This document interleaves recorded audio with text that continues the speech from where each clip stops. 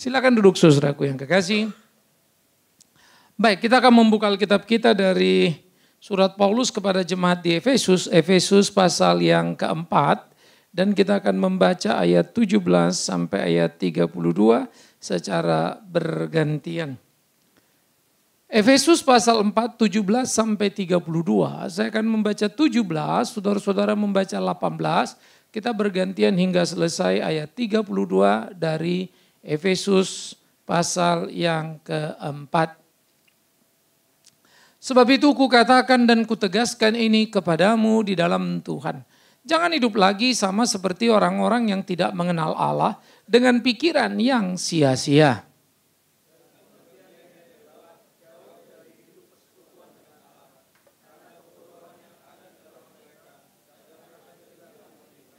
Perasaan mereka telah tumpul sehingga mereka menyerahkan diri kepada hawa nafsu dan mengerjakan dengan serakah segala macam kecemaran.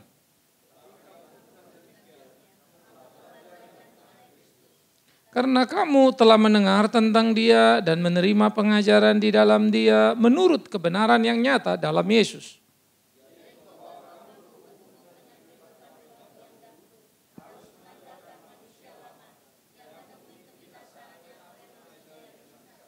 Supaya kamu dibaharui di dalam roh dan pikiranmu.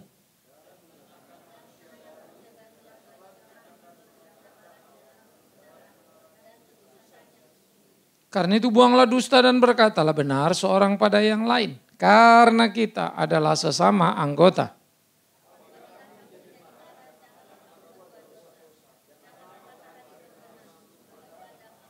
Dan janganlah beri kesempatan kepada iblis.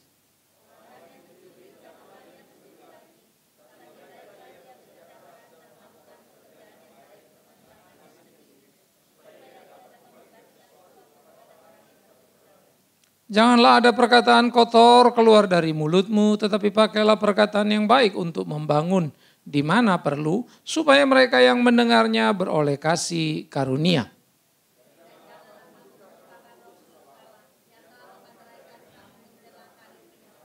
Segala kepahitan, kegeraman, kemarahan, pertikaian dan fitnah hendaklah dibuang dari antara kamu, demikian pula segala kejahatan.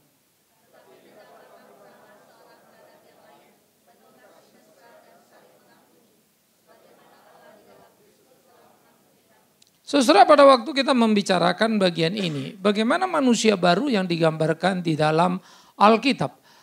Ada aspek yang sangat menarik ketika ada konfrontasi yang begitu kental antara manusia lama dan manusia baru yang digambarkan. Manusia lama yang melakukan kejahatan dan manusia baru yang tidak lagi melakukan kejahatan. Ini konfrontasi kental di mana harus menjadi ukuran semangat di dalam hidup keimanan kita sebagai orang percaya. Karena itu Paulus mengatakan, aku mau menegaskan ini, jangan lagi hidup seperti orang yang tidak mengenal Allah dengan pikirannya yang sia-sia. Maka orang tidak mengenal Tuhan digambarkan pikirannya sia-sia. Sia-sia tidak sama dengan hidupnya tidak ada guna. Sia-sia tidak sama dengan orang ini malas bekerja. Sia-sia adalah seorang yang bekerja secara luar biasa, mengumpulkan apa yang menjadi keinginannya, tetapi dia berpikir ia bisa menyelamatkan dirinya dengan itu. Ia punya semuanya dan dia berpikir ia tidak membutuhkan Tuhan. Itu loh pikiran yang sia-sia. Karena itu memang seringkali menjadi aib yang cukup memalukan. Ketika orang-orang dunia berjuang dan bekerja secara luar biasa. Mereka mencapai keberhasilan materi yang hebat. Sementara orang Kristen cenderung malas dan tidak berbuat apa-apa. Ini menjadi aneh juga dalam hidup ini. Nah karena itu, ini harus menjadi pemikiran kita supaya kita bisa memikirkan secara sungguh-sungguh bagaimana hidup di dalam kebenaran dan dihidupi oleh firman itu. Oleh karena itulah orang-orang yang dikatakan pikirannya sia-sia, orang-orang yang hidup di dalam gelap, jauh dari hidup persekutuan dengan Allah karena kebodohan yang ada di dalam mereka dan kedegilan hati. Lagi-lagi ini bukan berbicara tentang kuantitatif, bukan berbicara bahwa mereka bodoh tidak mengerti matematika. Tapi berbicara tentang bodoh karena berpikir hidup ada pada dirinya. Bodoh karena berpikir dia bisa hidup tanpa Tuhannya. Bodoh karena dia berpikir kebenaran apa adalah yang dibangunnya. Itulah yang digambarkan sebagai sesuatu yang sia-sia. yang dalam perspektif kita, yang dalam hidup hari-hari kita, bisa jadi itu sangat menyenangkan, mengagumkan. Bisa jadi itu seorang yang cerdas luar biasa. Stephen Hawking adalah seorang fisikawan terkenal kelas dunia saat ini. Pada ulang tahun yang ke-70 dia berkata, sekarang tidak lagi diperlukan Tuhan untuk menjelaskan bagaimana alam semesta ini terjadi. Nah, ini orang pintar, orang cerdas. Ya, jadi fisikawan kelas dunia. Tetapi kalau dalam perspektif Alkitab itulah orang bodoh itu. Karena dia berkata tidak perlu Allah untuk menjelaskan bagaimana dunia. Celakanya ada orang Kristen yang percaya Allah menjadikan dunia, tapi bodohnya luar biasa. Jadi bingung kita mana yang bodoh, bukan? Ini orang Kristen katanya percaya Allah, tetapi ternyata bodoh kok. Bodohnya itu tulen lagi masuk sekolah gak lulus-lulus. Ini Stephen Hawking boro-boro bukan saja gak lulus, cukup setengah tahun untuk satu kelas dia lewati. Ya, jadi dunia itu sebetulnya meng-underestimate gereja karena orang Kristen menghina dirinya. Seharusnya engkau menunjukkan kualifikasi yang tinggi. Bagaimana engkau orang yang mengenal Allah? Maka Alkitab bilang takut akan Allah permulaan pengetahuan. Maka orang yang takut kepada Allah, dia ingin menjelajah dan menceritakan apa yang ada di dalam dunia. Dia tidak akan pernah berhenti belajar. Saya tidak percaya orang Kristen bodoh. Sebodoh-bodohnya orang Kristen karena IQ-nya rendah. Dia adalah seorang pembelajar yang luar biasa. Ya, ini perlu untuk kita sadari. Sebodoh-bodohnya orang Kristen karena IQ-nya rendah. Dia adalah pembelajar yang luar biasa yang tidak ingin mempermalukan Tuhannya lewat hidupnya. Ya, ini harus menemukan. Sehingga orang Kristen ketika menjadi Kristen itu, mereka menjadi orang-orang yang luar biasa. Kalau orang-orang hidup dalam manusia lama itu perasaan mereka tumpul, menyerahkan diri pada hawa nafsu, ya, mengerjakan dengan serakah segala macam kecemaran. Karena mereka berpikir hidup adalah memuaskan hawa nafsunya. Maka orang-orang percaya sadar betul bagaimana hidup adalah mengabdikan dirinya pada kehendak Tuhannya. Dua hal yang sangat berbeda. Seorang tidak percaya memandang harta menjadi harga dirinya. Aku punya semuanya, kalian harus hormat sama saya. Saya beli kepala kalian kalau perlu. Tapi orang yang mengenal Tuhan, mengumpulkan hartanya untuk diabdikannya melayani Tuhan. Beda sekali. Ya. Jadi bagaimana orang-orang Kristen itu sungguh-sungguh. Karena itu orang Kristen aneh bin ajaib ketika dia memperkaya dirinya lalu bilang dia Kristen yang diberkati Tuhan. Maafkan saya harus mengatakan. Engkau adalah orang yang paling malang kalau bercerita engkau diberkati Tuhan sehingga engkau punya banyak harta tapi menolong sedikit orang. Karena itu gereja itu sebetulnya menjadi sesuatu kesaksian yang memalukan. Apa bedanya orang gereja, pendeta kaya dengan yang bukan pendeta kaya? Sama saja kok. Cuma untuk memuaskan dan membesarkan dirinya. Itu miris. Tapi gereja terjebak di sana. Karena itu tidak heran kalau di Amerika free thinker bertumbuh secara luar biasa. Karena memandang gereja, institusinya yang kaya raya, memandang para pendeta yang hidup memperkaya dirinya. Dan dia kemudian melihat apa hebatnya. Bahkan ada orang-orang yang tidak mengenal Tuhan, yang tidak percaya Yesus juru selamat. Katakanlah seperti Bill Gates, Warren Buffett, yang menyisihkan sebagian besar hartanya untuk pelayanan sosial yang dikerjakannya. Karena itu pertandingan iman itu harus pertandingan yang aktual, saudara. Ya, kita harus hati-hati, kita harus berbeda. Karena kita bukanlah orang yang hidup dengan perasaan tumpul. Kita bukanlah orang yang hidup dengan serakah dalam segala macam kecemaran. Karena kita telah belajar mengenal Kristus. Sehingga hidup kita tidak lagi self-oriented tetapi sudah menjadi God-oriented. Arahnya sudah menjadi berbeda. Karena itu dengan sangat sederhana sebetulnya bisa membedakan orang yang mengenal Tuhan dan tidak mengenal Tuhan. Tapi dunia kebingungan membedakan mana yang kenal Tuhan dan tidak kenal Tuhan. Ya. Pendeta dan penjahat beda-beda tipis, cuma beda bajunya. Yang satu pakai jubah kalau mau khotbah. Ya. Yang lainnya bajunya kelihatan tato-tatonya. Sehingga kalau kita ngeliat orang pakai tato banyak banget, ini pasti orang jahat. Terus kalau nggak pakai tato, pakai jubah, ini pasti orang baik. Padahal dia namanya kanjeng, taat pribadi. Ya. Kita perlu sekali untuk berhati-hati. Fenomena-fenomena yang ada sekarang ini perlu mengajarkan kita akan kebenaran itu. Karena itulah kamu yang telah mendengar tentang dia. Menerima pengajaran tentang dia. Menurut kebenaran yang nyata di dalam Kristus. Kebenaran di dalam Kristus menjadi ukuran aktual, tidak boleh ditambah, tidak boleh dikurangi. Saya suka waktu Yesus bilang, kalau kau mau ikut aku, sangkal dirimu, pikul salibmu. Hebat ya. Kalau kau mau ikut aku, bukan teriakkan namaku. Kalau kau mau ikut aku, sangkal dirimu, pikul salibmu. To be nothing. Kita ini mana ada yang cita-citanya to be nothing ya. To be something kalau langsung satu waktu bisa to be everything kan. Mana mau to be nothing. Tapi itulah bisnis kekristenan kita. Saya kadang selalu berpikir ya. Apakah kalau saya sudah mengerjakan ini dan itu berarti saya sudah hebat dalam pelayanan. Tapi ada bisnis yang paling sulit. To be nothing tadi. Berbuat sesuatu mengerjakan ini dan itu. Banyak orang bisa melakukan. Saya dirikan sekolah di desa. Yayasan Buddha Seci juga sama. Kita pergi ke tempat yang pinggir-pinggir sana. Tapi banyak orang yang tidak perlu Kristen pun pergi ke sana. Itu sampai hebatnya. Ini kan menjadi pertanyaan serius, saudara. Di dalam menggumuli hidup kita sebagai orang percaya itu. Apa bedanya kita dengan mereka? Karena itulah kebenaran Kristus itu yang mestinya membedakan. Sehingga ketika orang berbuat sesuatu untuk mencari selamatnya, maka orang Kristen berbuat sesuatu karena sudah menerima selamatnya. Karena menerima selamatnya dia berbuat sesuatu, pasti perbuatannya jauh lebih dahsyat daripada orang yang berbuat untuk mendapatkan selamatnya. Maka mereka tidak lagi akan menyayangkan dirinya. Karena mereka sudah menyangkalnya. Dan mereka akan menjadi orang-orang yang luar biasa dalam menjalani hari-hari hidupnya. Sehingga kita yang sudah menjadi manusia baru harus meninggalkan manusia lama kita yang menemui kebinasaan dalam nafsunya yang menyesatkan. Dan kita menjadi manusia baru. Nah yang menjadi repot. Pada waktu kita manusia baru, lama ini menjadi manusia baru, ingat ya fisik kita nggak berubah. Otak kita ini memorinya nggak hilang itu. Kamu penjahat bertobat, orientasinya yang berbeda.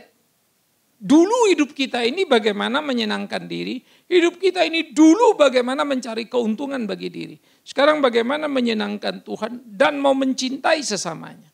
Tetapi otak kita ini punya memori yang dulu masih di situ tuh. Memori tentang dosa, memori tentang jahat. Yang nikmat dulu menurut kita. Nah, pada waktu-waktu tertentu dia bisa datang dan menggoda kita. Sehingga kita ingin kembali ke masa-masa yang dulu. Lalu kita berpikir ya sekali-sekalilah. Karena seringkali pola hidup Kristen kita membuat kita rindu akan dosa kita yang dulu itu. Lucu ya. Kita ini seringkali rindu berbuat seperti yang dulu kita perbuat yang gak benar itu. Sehingga ya melawan itu tidak mudah. Apalagi kalau ini bukan urusannya hitam putih tapi urusannya abu-abu. Keinginan abu-abu ya sudah semakin menggoda lagi. Membuat kita bisa jatuh dan lumpuh di sana.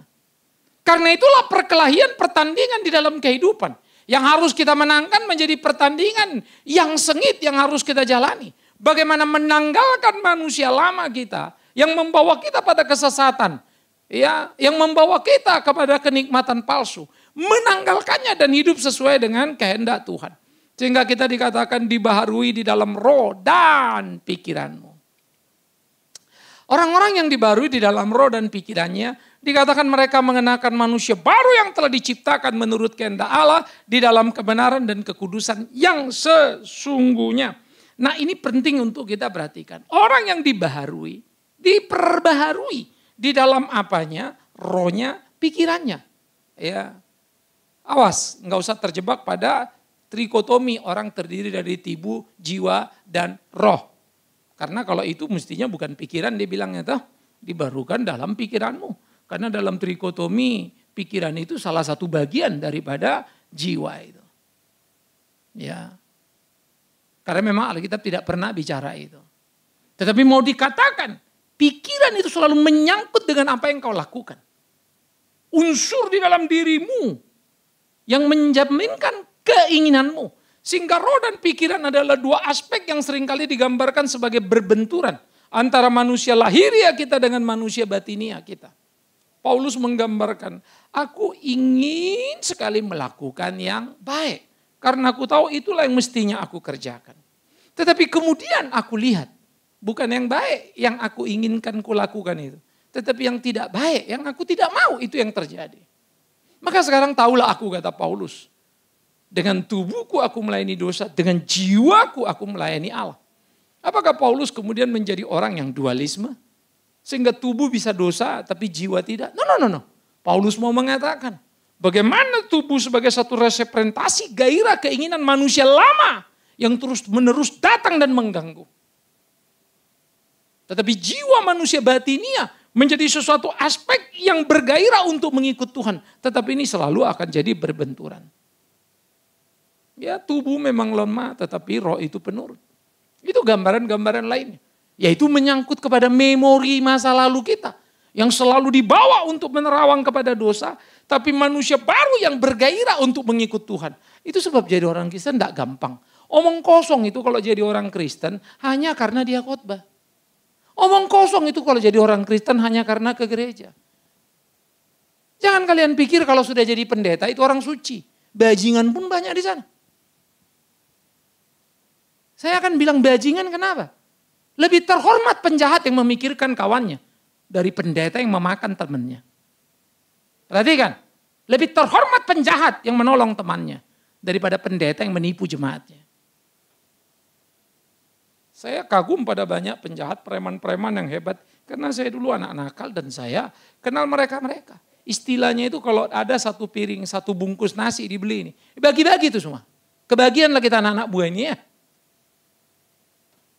Tapi banyak orang yang berbaju rohani, makan sendiri. Kalau kita minta sama dia, kok saya nggak dibagi? Dibilang apa? Berimanlah, nanti Tuhan beri padamu. Nah, kita disuruhnya beriman, bukan dibaginya nasi. Jadi kamu bisa menemukan orang jahat yang berperilaku baik terhadap geng jahatnya. Daripada orang baik berlaku tidak baik terhadap geng baiknya. Sama-sama gangster sebetulnya. Cuma beda baju, beda uniform. Tetapi orang yang sudah diperbarui sesungguhnya lain, saudara. Itu perubahan total di dalam dirinya, di dalam hidupnya. Karena itulah waktu kita diajak, kita sudah dibaharui menurut kehendak Allah dalam kebenaran dan kekudusan yang sesungguhnya. Artinya kebenaran yang bukan lagi ukuranmu tapi ukurannya. Kekudusan yang bukan ukuranmu adalah ukurannya. Benar tidak sama dengan kau berkata benar. Benar, kau berkata benar dan berbuat benar. Benar tidak sama dengan kamu berkata benar, tapi tidak berbuat benar. Benar adalah kamu berkata benar dan berbuat benar. Kudus bukan saja kamu tidak berbuat dosa, tapi menelanjangi dosa. Nah, itu kudus. Kamu berbeda dengan yang di sekitarmu. Tidak sama dengan yang di sekitarmu. Itu kudus, kados, terpisah dari, tidak sama dengan. Sehingga kita menjadi betul-betul unik pada dirinya. Berbeda dengan dunia di sekitarnya. Nah, kalau kita hadir di dalam pergaulan dunia ini, apakah kita berbeda atau sama? Tidak mudah ya. Bagi saya yang paling sulit adalah bukan tidak tahu strategi untuk mengerjakan banyak hal. Saya tahu dan saya punya potensi untuk mendekati dan membuat gerakan itu berhasil. Tetapi saya coba mau belajar, Tuhan tunggu waktu Tuhan. Wah, repotnya setengah mati. Karena pada titik-titik tertentu saya pun mulai confused. Ini sebetulnya memang Tuhan mau apa aku mau ya? Ada titik-titik di mana kita mulai bergumul berpikir. Orang dari luar enggak ngerti, selalu akan bilang, waduh Pak Big Man hebat luar biasa. Nah, itulah kata orang. Tapi kalau kita mau jujur berpikir, mengerti kehendak Allah, tak gampang. Ya. Maka masuk ke dalam kebenaran dan kekudusan yang sesungguhnya. Itu memproses kita secara luar biasa. Ya. Saya pelayanan, saya jadi pendeta, pergi khotbah sana sini. Sebetulnya saya melayani Tuhan atau cari pundi-pundi ya. Yang beda-beda tipis kan. Saya suka berkata, Kalau saya pelayanan terus ada teman-teman yang di persekutuan bilang, aduh Pak Big Man hebat ya, pergi ke sana ke sini pelayanan ini dan itu. Kadang-kadang saya bilang, ya kalau dilihat kegiatannya sih keren, pergi sana sini. Tapi ujung-ujungnya sebenarnya saya juga rajin pergi, wong amplopnya ada kok. Makin banyak orang undang saya bicara, makin tebel amplopnya kan. Terus apa susahnya pergi? Ini kan sama aja kayak orang kerja kan. Banyak panggilan demen dong. Kalau saya jadi pengacara, makin banyak kasus makin haleluya. Karena banyak bayaran. Nah, itu pendeta, banyak khotbah diundang, ya makin haleluya. Coba dia nggak dikasih duitnya. Dia terima nggak? Datang nggak? Coba kalau dia khotbah ke desa. Nggak dikasih, udah bayar pribadi. Mau datang nggak? Sudah jadi lain ukurannya bukan? Nah, lalu kita tanya pada diri kita. Coba ya kalau saya pergi ini, terus nggak dibayar. Wih gila juga ya, masa gue mau keluar duit? Ternyata saya juga nggak berani. Ya, kita bersyukur kalau pergi ke Kalimantan terus mendisiplin diri. Tetapi saya pikir-pikir lagi Kalimantan adalah sesuatu yang sudah kita kerjakan. Di mana saya juga bertanggung jawab secara moral, spiritual terhadap gerakan itu. Tapi kalau itu misalnya bukan Kalimantan, ada orang lain Pak undang saya. Terus bagaimana? Yang saya nggak kenal. Mau nggak? Maka saya patut bertanya pada diri saya. Kalian patut bertanya pada diri kalian. Kalau kalian diminta pelayanan lalu tidak dihargai, tidak dihormati, orang nggak bilang thank you sama kamu. Kamu mau apa? Masih mau melayani? Omong kosong kan. Semua kita akan berhitung diri kita. Saya sudah jasa, saya sudah kerja, kenapa enggak ini, kenapa enggak itu. Semua kita terjebak pada basa-basi melayani. Andai kata Yesus seperti kita. Dia ngambek begitu ya. Kagak jadi tuh mati di kayu salib. Wah nggak jadi ya, nggak aci ya. Masa udah ke kayu salib semuanya pada lari. Dia turun dari sana. Matilah kita. Maka saya selalu berpikir, God, mudah bagiku mengkhotbahkan pengorbananmu. Tapi sulit bagiku terlibat di dalamnya. Perhatikan, mudah bagiku mengkhotbahkan pengorbanan Kristus. Tapi sulit terlibat di dalamnya. Padahal itulah panggilan itu. Itulah menjadi Kristen. Karena itu yuk kita belajar. Mulai dari urusan-urusan yang paling kecil. Bagaimana kita bergerak di dalam kehidupan kita. Belajar untuk melakukan apa yang menjadi kehendak Tuhan. Supaya kita betul-betul menjadi orang yang sungguh-sungguh dalam kehidupan kita. Maka kebenaran dan kekudusan yang sesungguh-sungguhnya. Ini menjadi sangat perlu bagi kita. Kenapa sih kalian datang ke gereja? Kenapa kalian pergi ke satu tempat? Suka atau tidak?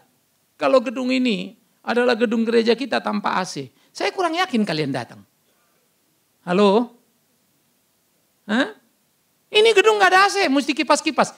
Pasti kamu bilang apa? Pak Big Man sih khotbahnya enak, cuman AC-nya kagak ada. Semua kita manja kok.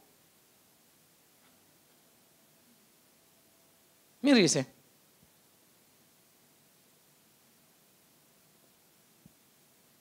Kita coba tanya diri kita, why?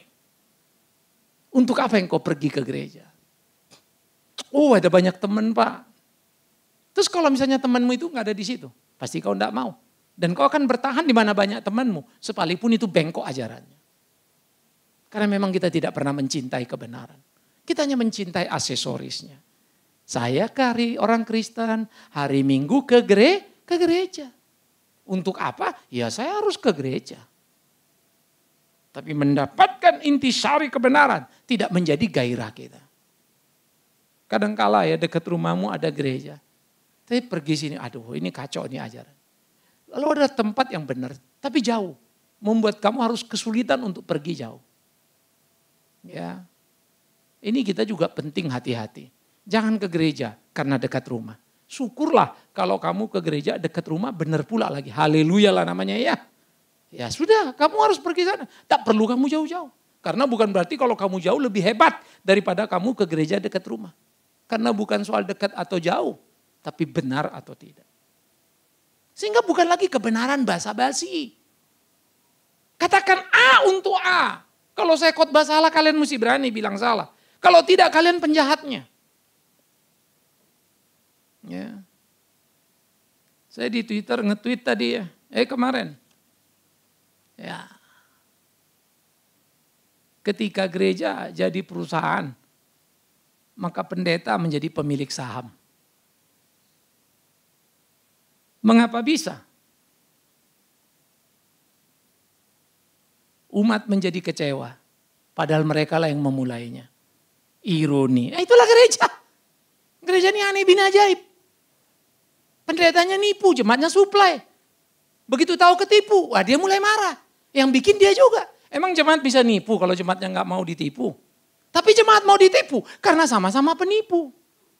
Satu menipu untuk dapatkan uang, satu menipu supaya dibilang baik. Jual beli kepentingan.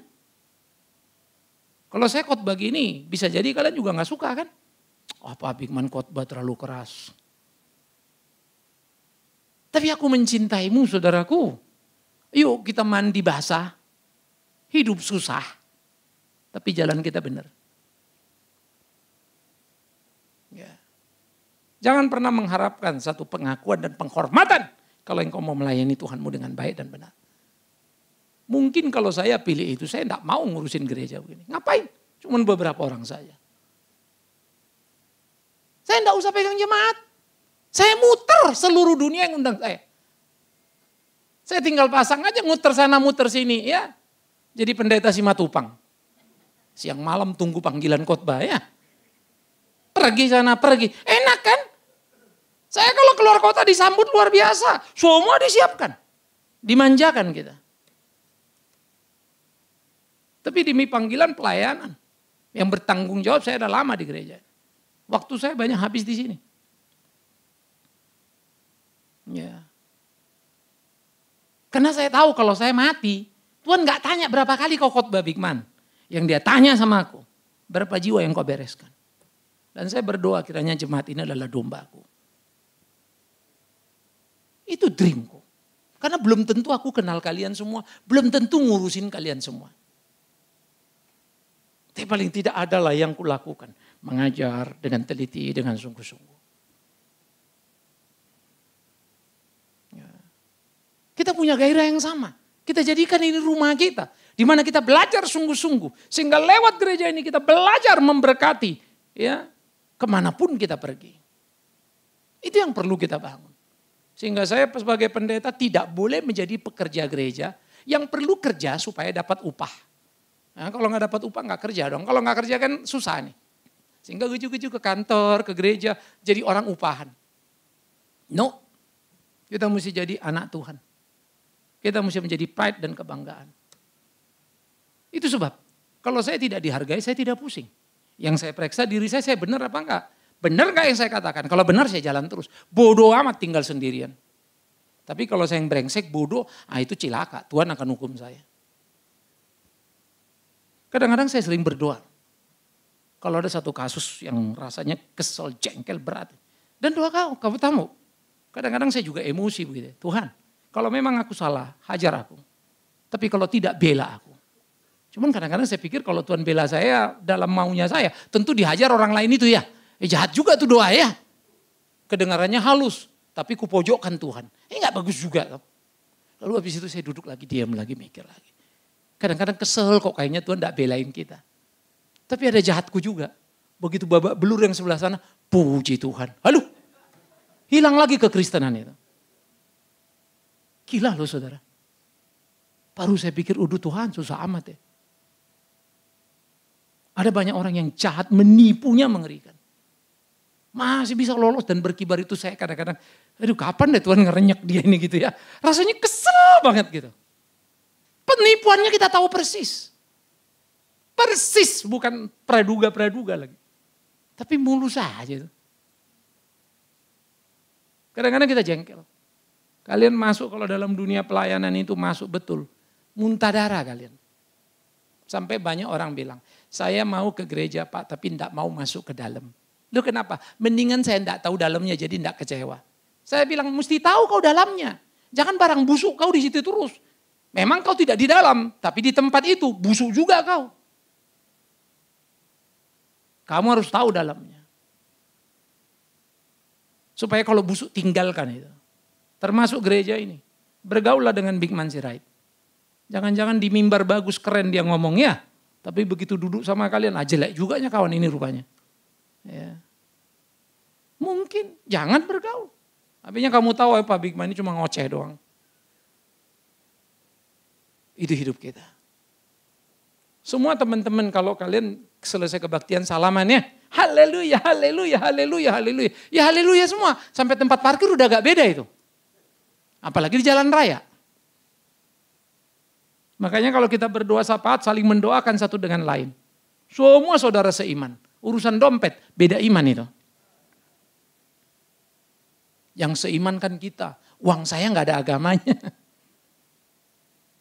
Berat bagi kita untuk memperhatikan yang lain. Padahal apa yang diajarkan kepada Alkitab pada kita adalah bagaimana merubah seluruh kehidupan dengan ukuran yang aktual. Yang bisa dilihat, dirasakan ya, dan bisa diukur dan diuji. Pertama, buanglah dusta. Yuk bicara benar yuk. Punya etika. Kadang-kadang saya lihat orang beretika saja susah ya. Yuk anak muda, orang tua jalan susah lu enggak bantu. Kadang-kadang saya kalau ngeliat ini anak muda ini kurang ajar. Kamu bantu itu orang tua itu. Jangan diam saja. Tapi nyebutnya pemuda Kristen. Laskar Kristus. Ini laskar gendeng apa? No. Lihat orang tua hormati. Kamu tahu menghargai orang tua. Ya. Kalian anak-anak muda pada orang tuamu hormat. Sejelek apapun itu orang tuamu. Jangan kurang ajar. Paling tidak kau belum pernah memberi dia makan. Fakta bahwa kau dikasih makan. Tapi papa saya begini, mama saya begini. Emang kau bagaimana? Apakah terlalu luar biasa? Kita belajar. Respect. Dengan segala kelebihan kekurangan. Kalau bapak kita ini bajingan, mak kita bajingan, jangan lupa. Kau anak bajingan. Jangan kau bilang, bajingan kau. Kau juga anaknya. Bisa ngerti maksud saya ya? Waktu kita menemukan kebenaran, belajar, mulai. Jangan berkata dusta, berkata benar. Ya untuk ya, tidak untuk tidak. Ayolah kita jujur, jangan berbasa-basi lagi. Etika itu mesti dibangun. Ya, ini penting saudara. Jangan menggunting dalam lipatan. Saya paling susah orangnya. Saya ya memang tidak sederhana. Kalau pelayanan sama-sama, begitu saya tahu orang belak-belok ngomongnya udahlah, saya nggak percaya. Dan saya tipe orang ya kalau nggak percaya udahlah, nggak usah kita bergaul. Nah, kalau mau duduk makan, nah makan kau, kubayarin nggak ada masalah. Tapi kerja sama-sama nggak bisa. Dulu saya ingat betul ada orang di kantor kita. Aduh, lalu menelikung secara luar biasa dan tidak ada etikanya. Nah, lalu pergi keluar. Semua omongannya pelayanan. Ya sudah, ringkas cerita, bubarlah di sana. Terus ada lagi bilang anak-anak, Pak dia mau balik. Oh saya nggak bisa. Pak kita kan orang Kristen. Kan nggak boleh musuhan. Oh enggak, kalau dia mau makan kasih tahu. Aku yang bayarin.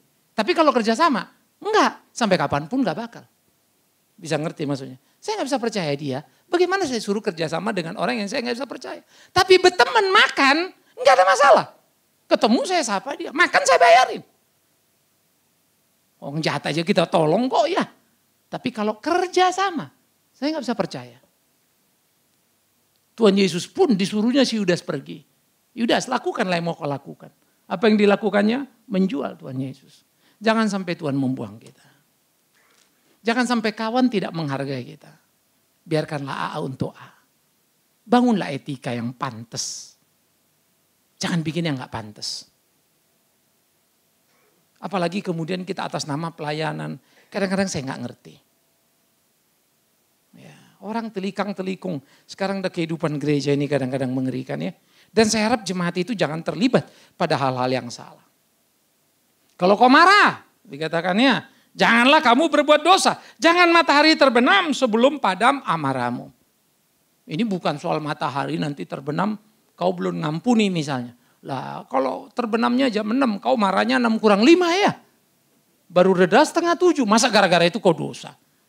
Maksudnya matahari terbenam itu bukan fisik itu.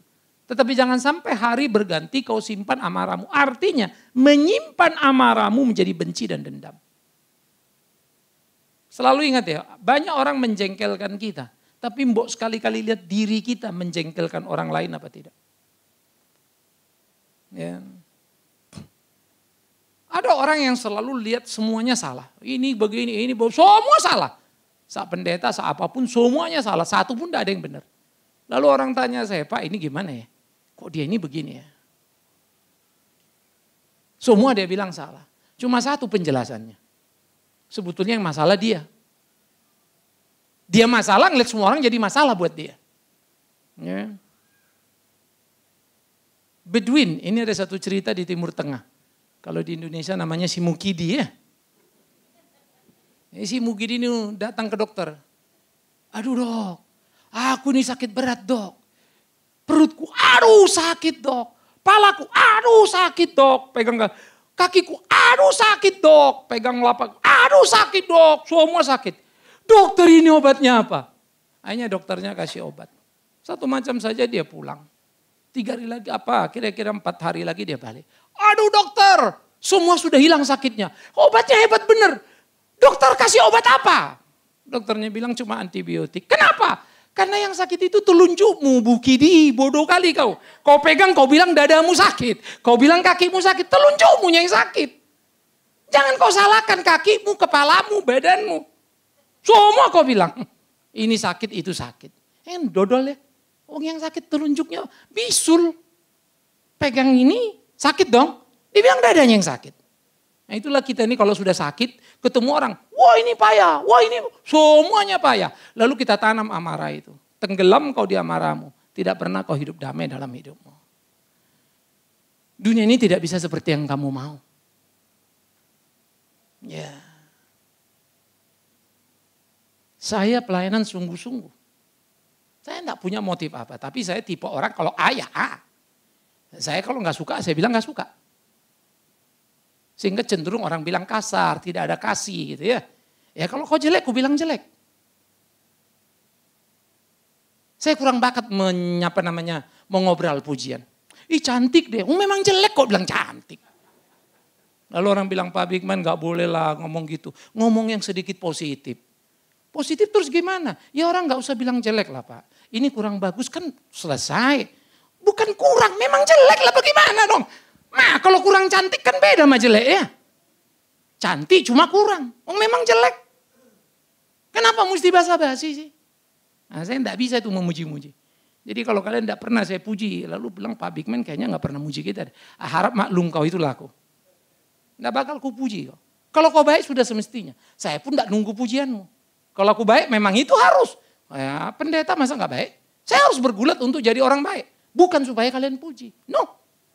Panggilanku jadi baik. Panggilanmu jadi baik. Tidak perlu kau dipuji-puji orang. Ya. Sudah semestinya kamu melayani di gereja. Sudah semestinya kamu yang punya uang lebih memberi. Tidak dihargai. Tidak mengapa. Tuhan menghargaimu. Tuhan memperhatikanmu. Dunia ini menyakitkan saudara. Ya. Itulah realita. Jadi di dalam hidup seperti ini. Kita belajar betul-betul masuk di dalam melayani. Jangan menyimpan amarah itu. Jangan menenggelamkannya. Lalu engkau menjadi mendendam kepada orang di sekitarmu. Jangan memberi kesempatan pada iblis. Memberi kesempatan kepada iblis bukan. Jangan lewat kuburan. Ada banyak setan. Mana ada setan di kuburan? Kalau ada itu kau yang kesetanan. Jadi di kuburan ada setannya. Setan itu saudaraku. Sedikit itu kalaupun ada, sedikit sekali di kuburan. Paling banyak di diskotik dia. Di night club di mana-mana, paling banyak. Di mall juga banyak dia. Malah di kuburan itu, kita makin dekat dengan Tuhan ya. Cobalah kalian lewat kuburan, takutan kan doa terus, Tuhan tolong. Sepanjang jalan. Coba di mall, mana ada yang doa satupun ini. Matanya udah melotot sana, melotot sini aja. Maka sering-sering jalan kuburan, jangan ke mall ya. Jadi kita jangan beri kesempatan. Kesempatan itu apa? Ketika engkau merasa takut, engkau tenggelamkan. Kesempatan itu apa? Ketika marah, engkau mendendam. Kesempatan itu apa? Ketika kau jengkel ngeliat pasangan dulu, kau maki-maki dia dan hanya jadi ribut. Itu namanya setan berpesta pora. Kesempatan itu apa? Ketika ada gosip. Waduh, boksuk. Udah, kau menjadi menteri penerangan tanpa ada yang mengangkatnya. Itu kesempatan berarti kamu kasih setan pesta pora. Karena yang rusak siapa? Ya kita-kita juga. Cobalah jadi orang yang baik. Tidak perlu kau membenarkan yang salah. Tapi damaikanlah yang bertikai. Jangan pula kau jadi kompornya. Cukup tukang sate yang menjadi tukang kipas ya. Yang mencuri jangan lagi mencuri. Kerja keras. Lakukan pekerjaan baik dengan tangan sendiri. supaya dapat membagikan sesuatu pada orang yang berkekurangan. Saya suka ini. Kau jangan mencuri, kerjalah. Tapi kerja bukan supaya kau dapat uang aja, supaya kau bisa tolong orang lain. Yang mungkin bisa jadi mencuri, karena kau tahu mencuri tidak baik. Wih, keren ya. Jadi bukan saja supaya saya tidak mencuri, tapi orang lain jangan mencuri. Jadi saya bantu dia. Kerja keraslah. Ya, lakukan. Ada banyak aspek yang kita mesti lakukan. Ada banyak aspek yang kita mesti selesaikan. Jangan berhenti. Oleh karena itu mari kita terus mengerjakan ini. Dan bagaimana menghindari perkataan kotor dari mulutmu. Pakai perkataan yang baik untuk membangun di mana perlu. Supaya mereka yang mendengarnya beroleh kasih karunia. Saya sedikit bicara misalnya fenomena gubernur kita begitu ya. Ngomong walah orang bilang tidak Kristiani. Sebetulnya harus hati-hati juga ya. Kristiani atau tidak itu kualitas. Benar atau tidak. Ahok itu ngomong kasar, memang orang Bangka begitu. Kau pikir aku ini tidak kasar, untung sudah jadi Kristen. Dan agak pendeta lah ya. Jadi kadang-kadang mikir, kalau dulu kalau di Batak itu bilang, kau matamu itu kucongkel kau nanti. Kira-kira begitulah kalau ribut gitu ya. Enggak enak juga dengerin ngomong. Senior-senior saya itu kalau udah ngomong kucongkel matamu itu. Tapi habis itu berteman sih kita. Saudara kalau dengar orang Batak, waduh, saya ini sama istri saya malah petaka waktu kami pacaran. Pernah dia nangis. Pacaran lagi berdua dia nangis. Lu kenapa nangis? Lu kalau ngomong bentak-bentak, yang mana bentak-bentak? Nah itu. Alamak. Awak lahir dari suara yang memang begini pabriknya, mau diapain? Buat dia bentak-bentak. Karena dia lahir dari keluarga yang kalau ngomong ya melankolik begitulah ya. Ya sudah, mau kemana? Lah kita mana bisa? Aku disuruh ngomong gitu, mati berdiri aku. Makanya dokterku bilang, Pak Bigman, kalau kau khotbah baik-baiklah Pak, jangan terlalu kenceng-kenceng suara. Dok, daripada aku mati ngomong lemes, mendingan aku mati lemes karena ngomong kenceng. Susah aku. Nah, jangan suruh aku begitu dok. Saya gak boleh khotbah begini. Bodoh amat lah mau diapain. Ya. Istri saya kalau dulu kumpul, saya ajak ke keluarga, kita masih pacaran. Yuk deketin, habisnya kemudian nikah. Dia paling gak mau tuh. Aduh gue ngeri kalau ke keluarga lo, kenapa? Ribut melulu. Orang Batak itu kalau sudah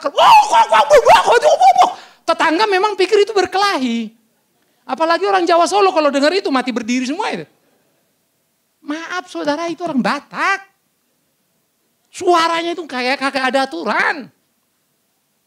Chinese Medan itu kalau di kereta api itu, kalian tahu dari kereta api dari Medan ke Siantar, cok, gerbong 2 dia, gerbong 5 kedengaran. Siapa ini orang ini kan gitu kan. Itu Hokkien itu kalau ngomong, Batak sama Chinese Medan ini mirip saja semua sudah. Geger kalian bingung, dari gerbong 2 dia ngomong, gerbong 5 kedengaran. Ya kalau kau datang dari Solo, naik ke kereta api itu, ya stres lah kau. Kayaknya semua gerbong berkelahi. Tapi memang begitu. Jangan kau pikir itu penjahat. Jatuh kau ditolongnya. Ya, jadi tolong jangan basa-basinya maksudnya ya. Jadi jangan ada perkataan kotor, perkataan baik yang membangun. Bukan intonasinya. Kualitas omongannya. Saya sendiri kalau ngomong kan, bajingan itu kan. Banyak orang gak suka. Pendeta gak boleh pakai ngomong bajingan dong. Apa? Bajing tuyul. Ya elah. Pendeta kurang baik. Memang bajingan terus kenapa sih? Cuma kan tidak enak diucapkan. Ya sudahlah, Anda apa lain. Tapi harap ngerti maksud saya. Saya tidak maksud bilang itu terus begitu. Banyak yang kritik saya sebagai pendeta. Pak ngomong jangan terlalu kasar. Bapak kan pendeta. Loh terus kalau pendeta kenapa? Apa mesti ku puji-puji kau? Apa mesti ku bilang-bilang kau baik? Kau memang jelek ya jelek lah. Kebenaran itu tidak mengenakan. Yang pacaran. Saya mau tanya dulu nih, istri-istri lah, semua perempuan yang mau pacaran kayak mau apa kayak. Pertanyaannya, kalian lebih suka pasangan kalian atau suami kalian tuh jujur apa enggak jujur? Halo, jujur apa bohong? Lebih suka? Jujur. Kalau kau jelek, dibilangnya jelek, kau terima enggak? Halo? Kalau kau jelek, dibilangnya jelek, kau terima enggak? Emang kau suka dibohongi, makanya laki-laki itu pada bohong terus. Sekarang suamimu nih pulang malam nih, terlambat. Aduh, kok terlambat kok Pak? Aduh mama, macet kali tadi jalan. Tenang kau kan? Terus kau bilang, Pak kau jujur. Iya mah kau paksa dia. Pak aku gak mau Pak, aku rasanya sulit. Coba Papa sejujur-jujurnya. Papa kalau jujur, aku gak apa-apa. Aku hargai apapun. Hanya dia bilang, iya tadi aku pulang. Kami berdua di kantor sama sekretaris. Lalu kami pergi makan. Terus kami bercanda-canda tadi. Baru cerita begitu dia. Belum selesai kau bilang apa? Kurang ajar kau. Ngamuk kau. Tadi mau bilang kejujuran. Mana kuat kau dengar jujur.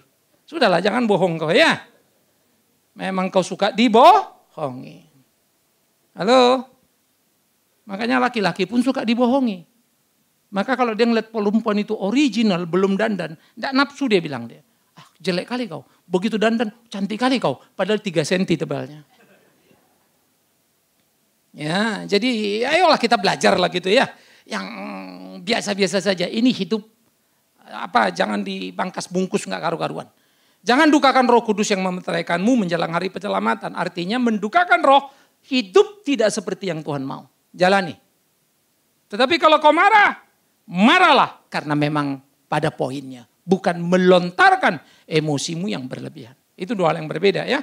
Jangan kamu mendukakan Roh Kudus yang telah mementeraikanmu itu. Kepahitan, kegeraman, kemarahan, pertikaian, fitnah. Buang dari antaramu. Begitu pula segala kejahatan itu. Tetapi hendaklah kamu sebaliknya, ramah seorang pada yang lain, penuh kasih mesra, saling mengampuni sebagaimana Allah di dalam Kristus telah mengampuni kamu. Jangan hidup dalam basa-basi. Maka hidup dalam kebenaran adalah bagaimana hidup benar. Biar masing-masing kita mengukur diri kita. Biar masing-masing kita menikmati hidup kita. Ya. Hidup yang kita jalani ini hidup yang tidak sederhana. Coba kita lihat sebagai suami istri. Kita kalau perhatiin keluarga, tidak gampang ya. Ada satu waktu seorang istri dari teman saya itu bilang, aduh Pak, you enak pendeta ya. Kalau kami Pak bisa ribut nggak karu-karuan. Sering banget ribut. 2 hari, 3 semingguan nggak ngomongan katanya. Oh ya.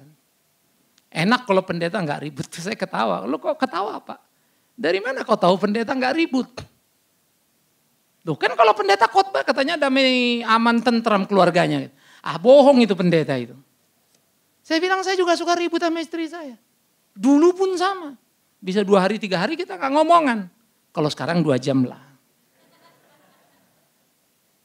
Tidur, bangun tidur ya udah damai lagi. Kenapa? Bapak makin berubah, bertobat ya? Enggak juga, makin tua. Energinya udah makin habis. Kadang-kala perubahan kita ini pun lebih karena usia. Enggak, bukan original. Perlu hati-hati juga kalian. Ya. Banyak di antara kita ini pendosa dulu ya. Lari sana, lari sini. Sekarang gak bisa lagi. Kenapa? Udah gak kuat jalannya. Udah jadi baik dia. Bukan Pak, kagak bisa jalan. Kalau bisa jalan mah apa? Masih bajingan juga itu Pak. Cuma gak bisa jalan. Semoga kalian gak begitu. Ayo kita berubah. Menikmati hidup ini. Ya, sehingga kita makin menjalani hari-hari. Ukuran yang paling sederhana di rumah. Ya, di dalam pergaulan dan kehidupan kita berjemaat.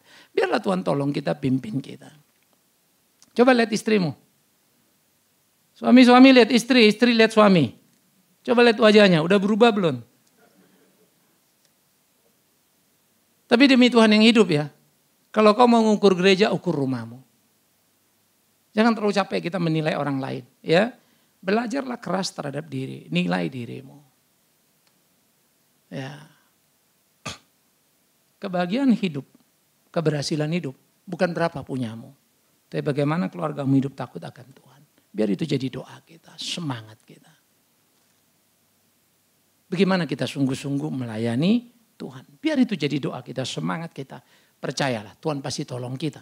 Ketika kita berdoa dalam ketulusan hati yang penuh, pasti dia akan mampukan kita. Biar Tuhan menolong memimpin kita. Untuk kita sungguh-sungguh menanggalkan manusia lama kita. Yang sangat self-oriented.